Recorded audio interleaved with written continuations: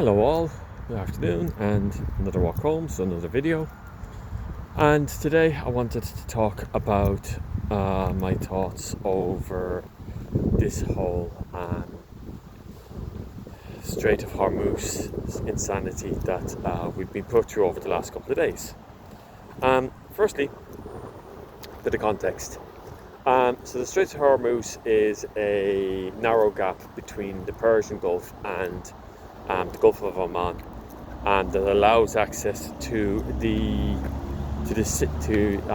ocean from various different Gulf states, such as United Arab Emirates, Kuwait, Iraq, Iran, of course, Bahrain, Qatar, and Saudi Arabia. The strait is supposed to be under joint control of Iran and Oman, but only Oman has signed the international agreement to keep this strait open to international traffic. Iran never did. And so due to the ongoing conflict between the United States and Israel on one side and Iran on the other side, the Iranians have already begun, well, not already, but they began from almost the very outset to attack and threaten shipping going through this strait, which has basically resulted in many ships being stuck on the Persian side, or Persian Gulf side of the strait. This, coupled with the fact that the United States is also blockading Iran at the moment, has led to a very severe issue for the crews on board these ships. At last estimate that I heard, there's about 1,500 ships stuck in that region, and over 20,000 crew members of these vessels from various different states, many of which are not involved in this war, are stuck on these ships, running out of food, running out of water, and in some cases even running out of fuel. So Trump announced on the weekend that starting on Monday they were going to start facilitating these ships to leave the Persian Gulf, guiding these ships out as a humanitarian mission, especially those ships from countries that are not involved in this conflict. Of course, Iran said that they weren't going to do any such thing. And then yesterday, two vessels, only two now, were escorted out. Were guided out. Now, when this was first announced, people kind of thought that maybe the United States Navy would go in there and literally guide these ships out of the strait. But that doesn't seem to be what's actually happened. What they've done is they have plotted what they believe to be a safe course through the strait for ships to follow. And you basically follow that course at your own peril, which is like basically saying to someone, here is a rickety old bridge, and you walk across it if you want to. But I can guarantee that the bridge is not going to fall down, but I don't really know because I'm not a structural engineer. So it ended up anyway that these two vessels did try to go out, both United States flagged, and one of the vessels was attacked. So today, the whole thing was cancelled. Now, what does this say to me?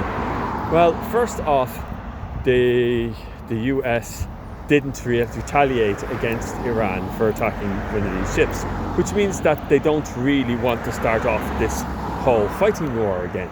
At the moment, the place is under a ceasefire, and US officials have been going on about the fact that this operation is now over, and due to the ceasefire that's in effect, that peace is on the way. Of course, the Iranians don't see it that way. It's a whole load of wishful thinking. Largely, now, the second thing that occurs is the fact that even though shots have been fired between Iran and the United States, with some reports coming out. The US military ship was actually attacked as well, though those are not very credible. This ceasefire, basically the United States has been saying that this ceasefire is still in effect. It's a ceasefire, right? A ceasefire means you stop shooting at people, and yet people are shooting at people. So everybody else who has any sort of basically understands the English language has basically been shouting at the US, or has been making the comment that this is not that this ceasefire is basically not in effect anymore. So why does the US administration want to do this?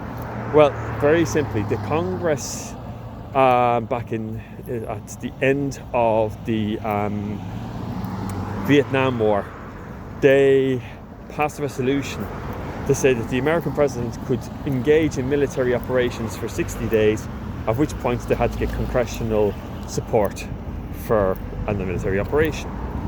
This has been disputed by American presidents down through the years, including Barack Obama, but has largely been accepted as a congressional law and not actually threatened. So Trump, the 60-day deadline came up on this war of Trump's there a couple of days ago, but Trump's administration has basically said that because there's a ceasefire in effect, that 60-day deadline is, and to quote them, on pause, which is a ridiculous argument. Just on a side, one thing that kind of gets me with this is you get those who are trying to support Trump in this, going on and on about the fact that America's been at war with Iran for 47 years, and yet when an actual fighting war takes place, when this thing gets hot, they go up to about 60 days and then they want to pause it and say everything is all sweet and dandy. It's a bit farcical, to be quite honest. But anyway, getting back to the facts. So the Americans don't want, or the American administration doesn't want this war to continue, because they're going to have to get congressional oversight in it and congressional support for it. And even though the Congress is basically in Trump's pocket and is dominated by the Republicans, and a push for this for support would not be very difficult to get on paper, anybody who actually votes for it is putting their head on the chopping block when it comes to the elections in November, because this war is hugely unpopular in the US. And as congressional votes are not secret ballots, you can find out very easily who voted for support for this. So it's a great risk for those politicians. Could this be the straw that breaks the camel's back? Could this be the one issue that the Congress is actually going to step up to the plate and stand up to Trump? I doubt it. I would say that they're just going to hoist it off to the Supreme Court and let them deal with it. And the Supreme Court is just going to keep kicking the can down the road until it no longer becomes an issue after the elections, if those elections take place at all.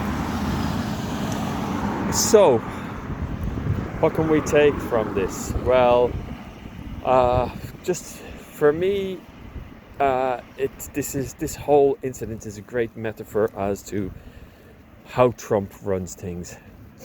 So, firstly, the branding. Give it a slap, give it a catchy name, slap some sort of big brand on it. Liberation Day, Epic Fury, Operation Freedom, and hope that it lives up to that. And if it doesn't, just walk away. that seems to be Trump all over. Look at all the different businesses that his name has been slapped on that have not actually come to anything, and he just walks away and leaves others to pick up the tab. So that's the first. The second is the fact that this big branded announcement of a humanitarian issue, that it's going to be sorted out by the United States, that the United States is going to come in there and get the business done, and everybody should be so grateful to the US for putting their own men and ships and fleets and aircraft in jeopardy for this.